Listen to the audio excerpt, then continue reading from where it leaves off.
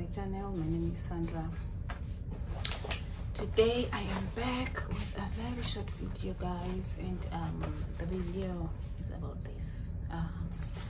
I already take out some of the things because I need to do it like quick because I have like a shift starting in like in an hour's time, so I need to finish this, then I need to go. But yeah, guys, we can do it. So guys, this is the file. I take out some of this because I need to give a bit of explanation about this, so I take it out. But yeah, I keep everything in this file. All my documents, I keep them in this file. This file is very, very important. So yes, whenever you this is after your interview, and yes, you get hired. So now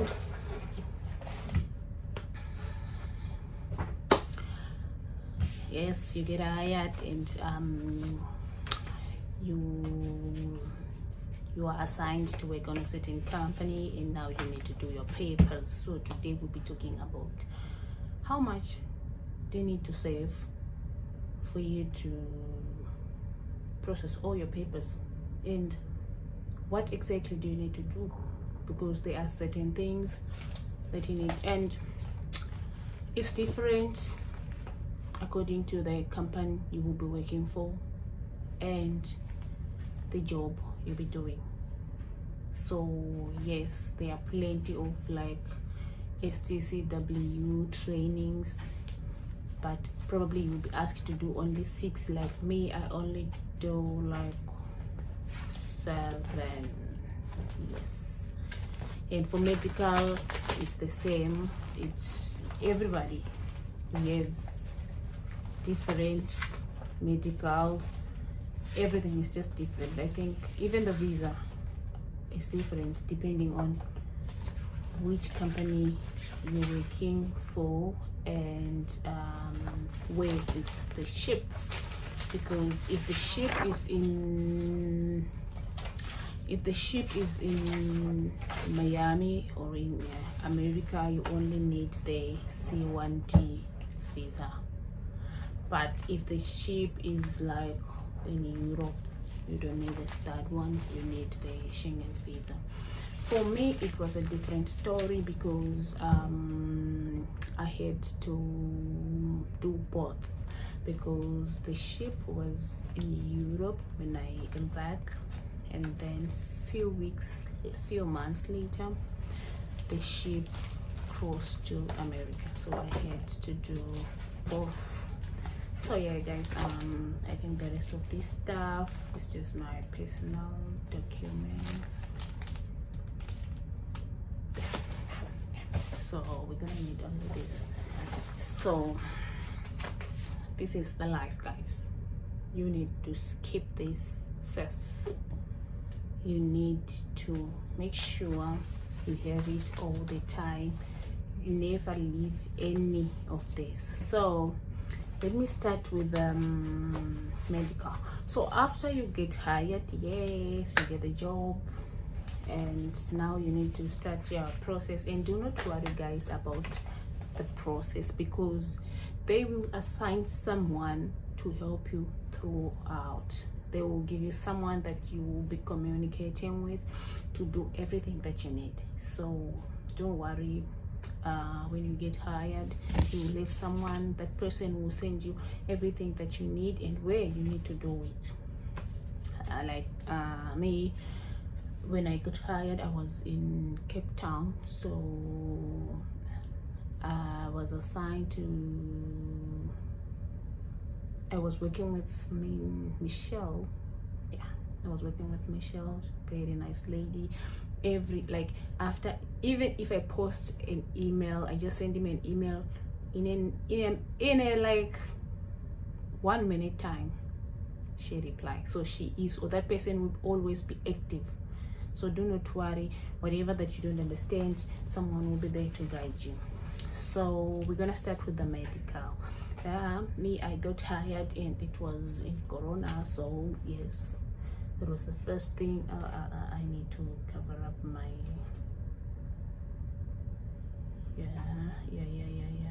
yeah. So I had to start up with no, there was first, before medical, please don't forget, there is always police clearance day. Yeah, that's the first. Before I almost forget, but I don't know where is mine. Yes, I forget that one, but I think that's the first. I don't know where it is, guys. I cannot find it. The police clearance. No. I don't know. I really don't know where it is. But yes, you don't go to the police. No, they will give you certain address according to the address that is on your CV. That is why it is very important, guys. If you are in South Africa and you don't have work permit, I advise you, when you make your CV, use your Zimbabwean home address, because what is happening is when you get hired, they will use the details on your CV for everything, like your flights, your trainings. They will use that address, which is something that also I had problem with. I use my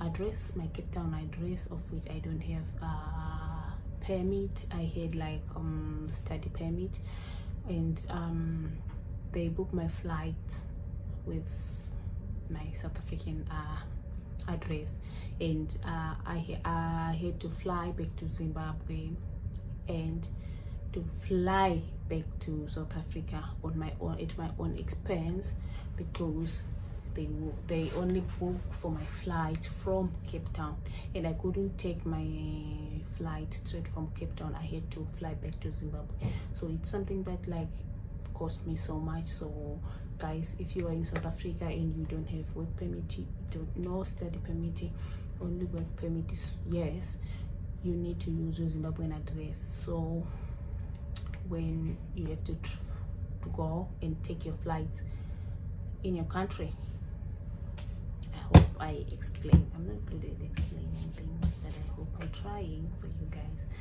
Okay, yes, we're gonna start with COVID. I had to test my COVID. This is ginseng. The reason why I take ginseng is because I didn't like this double dose, so I just tried to go for this one. This was not even painful as people were saying. So it cost me like $25, 250 rands. I think it's less than $25 again. So yes, then we move on to this. This is a whole deal, guys. This cost me something like 7,000 rands. Yeah, I don't want to lie. I just like feel like everything was going out. This was the most expensive one. And guys, if you know you have any medical condition or you take any medication, you need to declare it before you do your medical, because the disadvantage about medical is if you do not pass, 1, they will not hire you, 2, they will not refund your money. So if you know you have any medical condition, yeah, I suggest you declare it first before you start your processing, so you can hear from the company that you'll be working for if they can take you. The reason, it's not like they don't want people with certain conditions, no, but the reason is we will be working in it's like a confined space, right? So it is easy for certain disease to spread quickly, so they try to reduce that risk. So that is why it is very important, and they are very strict when it comes to medical.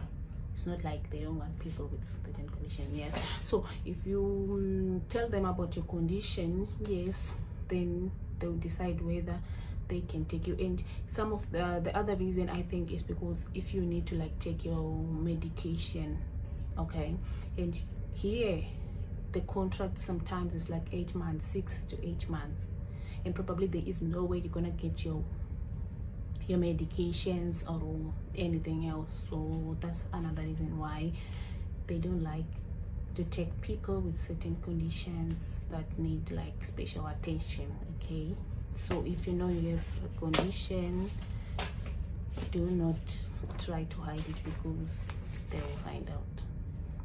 So yes, this was expensive, very, very expensive. Yes, this alone cost me like 3,000 because I had to do like yellow fever that cost me like 2,000, tetanus 1,000, and MMR it was 1,000. So only this, and it's valid for like 10 years. So in 10 years I'm not going to worry about this. And this one, this is the rest of the medicals. They test like everything, like they're just into your business. Yeah, guys, when you were going for your medicals, just know it's like they are into your business. Everything, they test every part of the body. Like I was tired, like after my medical I was tired, I was dozed because I had like 3 injections. I had like more than 8 blood tests. They do hearing tests, they do eye tests, they do I don't know, but just know when you do your medical, they are in your business. They just test everything about you. It's like that day, the whole day, you were just moving from one doctor to another. Like for me, I had to say like 3 doctors. Yes, the one for my test, the other one for my heart, because they test everything about you, so they want to get the results. So this is like very expensive, and it's just too much. Like, see guys, they test almost everything. I don't know when I can do so you can see like some of these things they test. You see, it's like they test everything about you, everything about you. So yeah guys, and this is expensive, and I was lucky when I get this. It was valid for 2 years, but now it's only valid for 1 year. So after every 12 months you need to do your medical. Yes, so just so you know, after every 12 months you need to renew this. So yeah, after every 12 months you need to give them 7,000. So yes, that's about medical, which cost about 7,000. Yes, that excludes transport. For me, I pay for my own transport, and the truth is I didn't even bother keeping the receipts because I was close. But I had one of my friends, she was staying far from where they assigned her to do her medicals and her trainings. So when she came on board, she kept all the flight tickets. So yeah, she was reimbursed everything. So yeah, if you're lucky, you reimburse. Me, I didn't even keep any receipt. I don't even know where the receipt. I'm not good at keeping those receipts, guys. So yes, I only keep the receipt for this year because this was expensive, and that was the first thing I did when I come on board. So yeah, so now we move on to Stcw trainings. These trainings, guys, they are important. Even when you come on board, it's not like you're going to do this training and you obtain these certificates and you're done. Even when you come on board, you train like every week. It's something that you need to know. It's like something that because you are working at sea, anything can happen. And if anything happen at sea, you cannot run to anywhere. You need to take care of yourself. You need to know what to do, because you are at sea. You cannot run and jump into the water yet now. So you need to know what to do in case of emergency. Yeah, so that's why you need to train about this. And training about this training, they are important, because you also need to know the things that you shouldn't do on board for your own safety. So yes, this costs like all the certificates around 10,000 rands, because I think some of these were like 2,000, some of them like 3,000, some of them were like 1,000, yeah, depending on the type of course. So yeah, around, you need something like 10,000 rands or 12,000. Okay, let's just push it to 12,000 rands excluding transport. So this was just expensive again. This is crowd management and passenger safety. This is, so you, when you know, in case of emergency, everyone can panic. Okay, so passengers, they'll panic, you panic. So at least if you get training on how to calm the passengers, the situation will be a little bit better.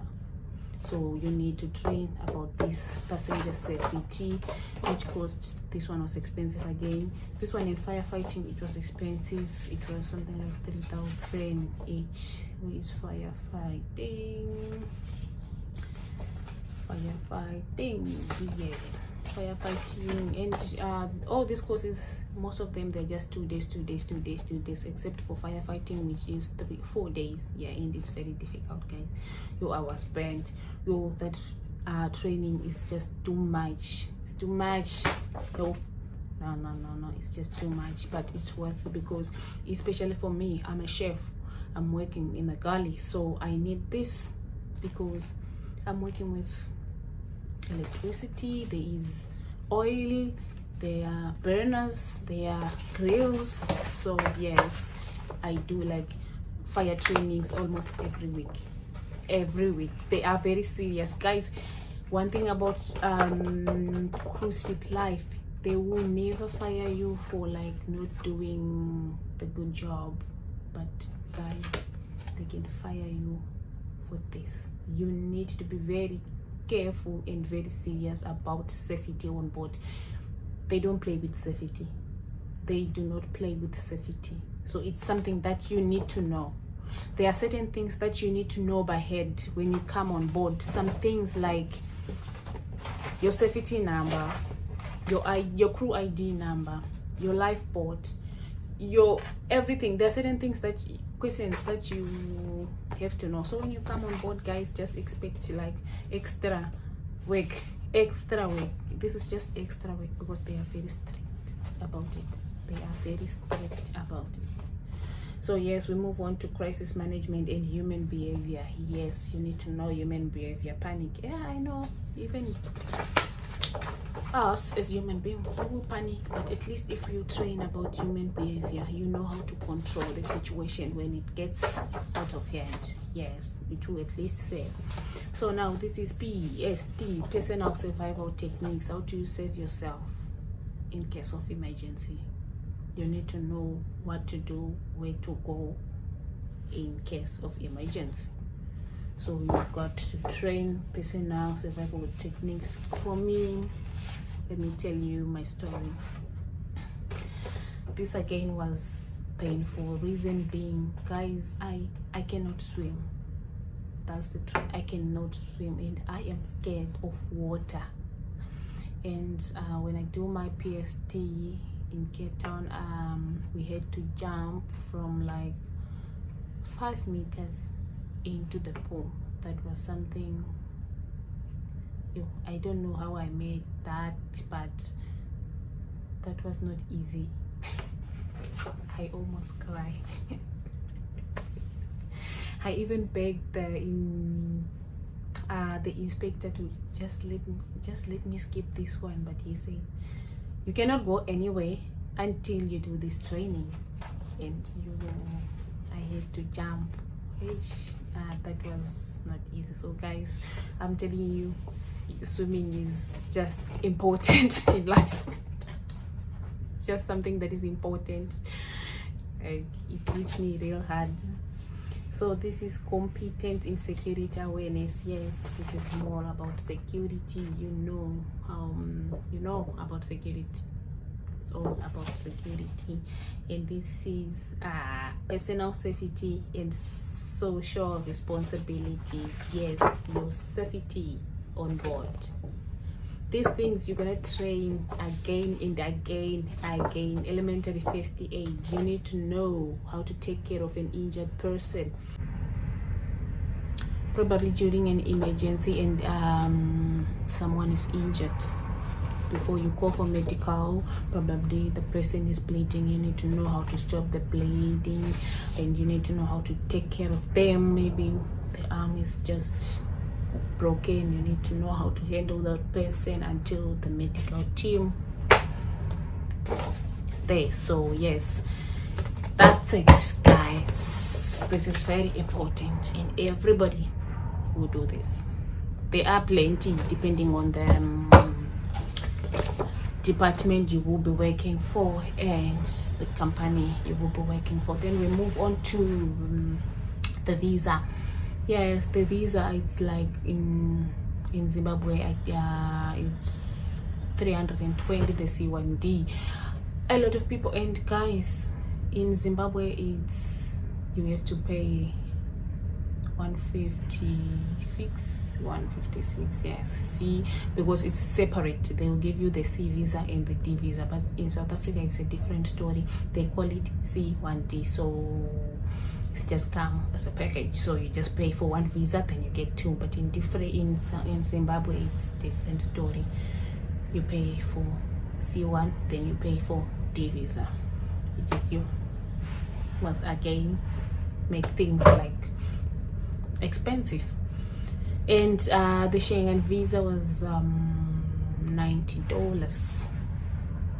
Yes, the Schengen visa was $90, and the Schengen visa is very easy.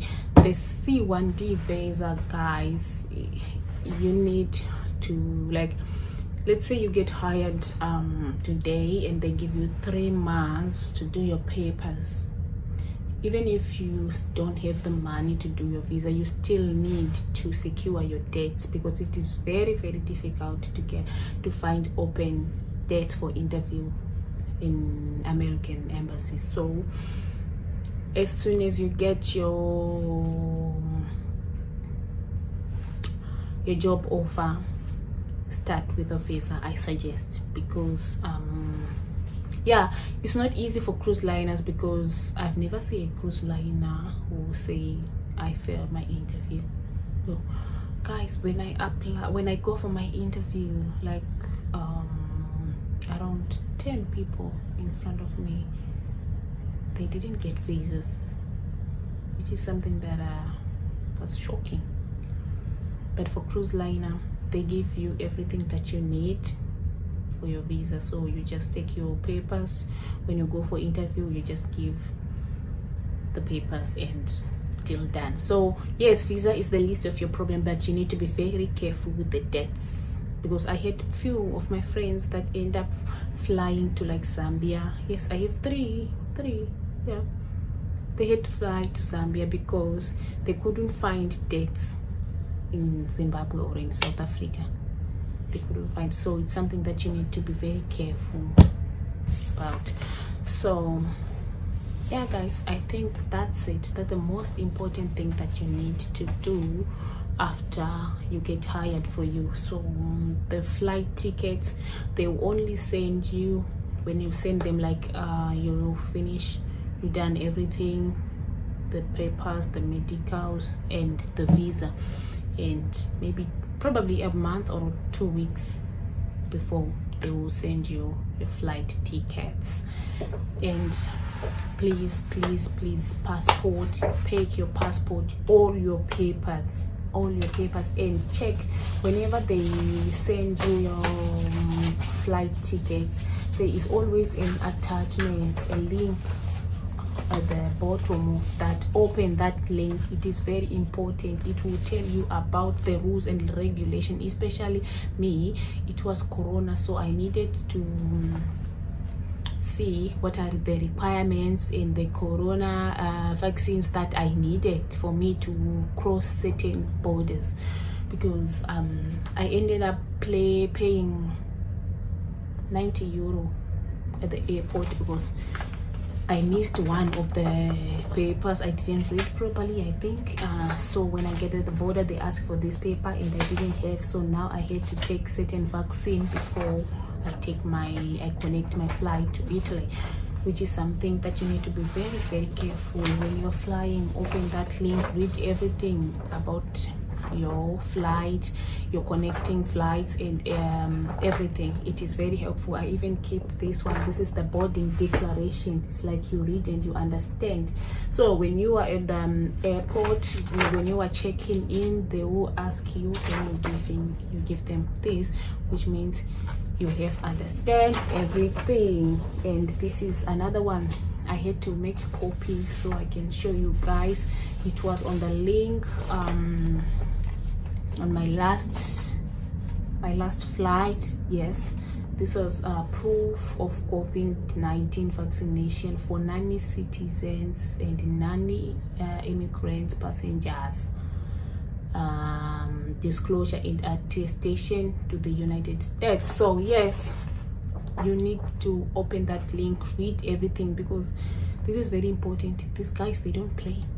They do not play, especially the ones in America. It's much better. It's much better. Europe, they don't play. Europe, they don't play. If you don't have certain paper, they will either say no, you're not taking flight anyway. I paid 90 euro for a paper that I didn't copy. For a paper like this, I almost missed my flight that day. So yes, whenever they give you your flight ticket, open the link on that flight ticket and read it. If there are papers that you need to copy or to fill before your flight, fill and do all this and take all the papers. Take everything. It's better you photocopy everything and just take, even if they don't need it. It's better you take it with you. So yes guys, I think that's it for the papers. And now every day is coming, and now you are going to work. Do not worry guys about what am I going to do. I don't know what to see. I don't know what to expect. I'll be alone. Everything will be all right. I'm telling you, when you get at the airport, they will give you, like for me, they gave me the number, and in this number, that's the same number that the person who was waiting for me at the airport have. But yes, well, it happens that when I get to the airport, the guy was just having coffee somewhere. So I was expecting to see someone with Virgin Voyages logo, and nobody showed up, and I'm like, my God, what am I going to do here? But in a few minutes time, I just saw him. It's like they will be visible, very, very busy. They make sure they are visible. If they will send you an email that go on and stand at the gate 5. If it's gate 5, go and stand at gate 5. Do not move, do not go anywhere. Just make sure you have your bags and you stand there. They will come. Even if they're like me, yeah, I was there and I didn't find anybody, but I didn't move. I just wait there until I saw someone with logo Virgin Voyages, and then I just go straight to him. And as soon as you approach them, they know. So because they are assigned to do that, then that's it. I think that's the story. So don't worry guys about the first time. Like, it's only that me, I'm not chatty, but by the time you are in, especially Qatar, because you'll be hired for, like, if you are embarking on 20 January, probably 50 people are embarking on the same day, and probably most of the time in Qatar, you meet like 5 people going for Virgin Voyages. Like me, in Qatar, I don't want to lie, I didn't see anybody. But when I was in Italy, I meet like 3 people, we're just talking. I'm going to work. Yeah, tell me I'm going to work. Which company you're working for? Because it's not like there's only one cruise company waiting for people, like 5. You can even see someone with Seaborn logo, someone with Norwegian logo, someone with, so people are traveling. Cruise liners, they are just ruling the skies on certain days. So yes guys, I don't want to lie, it's very interesting. It's something that you need to do in life. Once in life, it's something that you need. It's a very good experience. I enjoyed my first contract. I was lucky. I had very good supervisor, and you know, on your first contract, you want to go out in every port. I just work and go out. I only sleep at night. During my day, I just finish work, I go out. It's like you want to see everything, you want to go everywhere. But you know, I was new, so yes, I wouldn't go like far. I was just going like in the most radius the ship, because I was like, it's different from now. I can even travel going and forget that I need to be back on board. But that time when you are new, yes, you just go like few meters close. You are just scared, like, oh, what if I see these things start moving and I'm outside? So, but it's a very, very good experience. I enjoy everything. And so guys, I wish you the best in your application and in your processing of papers until you get on board and enjoy life on board. So I think that's it for papers, guys. If you need to know more and you have any questions, you can list them down on the comment section and I will answer them. But for now, I think that's it. Yeah, I think that's it for the papers. And there is no need for me to link any links like for medical, because yes, there's going to be someone to help you. That person is going to give you addresses, everything. All you need is just wake up and go. They can even give you the address, go and see this doctor. All you need is just for your money and go. That's it. And guys, do not forget, there is something that I didn't mention in my previous video. When you are applying, guys, if you are not so sure about the agents, there is one thing that you need to know when you are dealing with the right agent or the scam. There is no agent who will ask you for money at any stage. I just saw someone in my inbox asking me, like, I have this agent, and so that person sent me a card, and the person said I'm captain for certain company.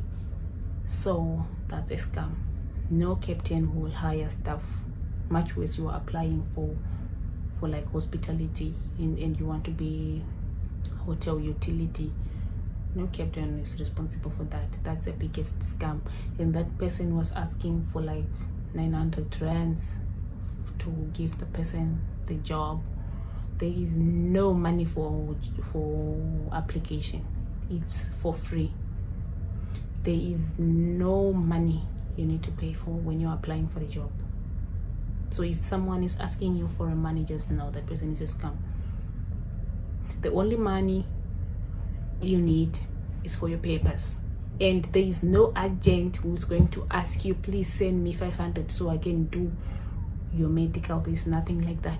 It's only you wake up, you take yourself to the doctor, you do your medical, then you pay the doctor. The only thing that you send the agent is the receipt and the results. Then same as the trainings, you wake up, you go to the only thing that you get from the agent is the address. If he said you're going to do your firefighting in certain campus, you just wake up yourself with your money and go and train firefighting, then you pay. The only thing that you send to the agent is your certificate and the receipt. That's it. So there is no money that you're going to give the agent at any stage. If you see someone say, please pay me 900 for certain things, just save yourself. Do not give anybody money. It's for free. Okay guys, see you in my next video. So just don't forget to subscribe and like and share. In my next video, I think we will be talking about first day on cruise ship. What does it feel like? How do you go about it? How do you handle like the pressure of being in the new place, new people, everything around you is new? So we're gonna be discussing about it all, the experience, and what you need to have with you when you go on board, how you can pack for your first contract. So yes guys, so tune in my next video. It's gonna be very interesting. Okay guys, enjoy your day. I love you. See you.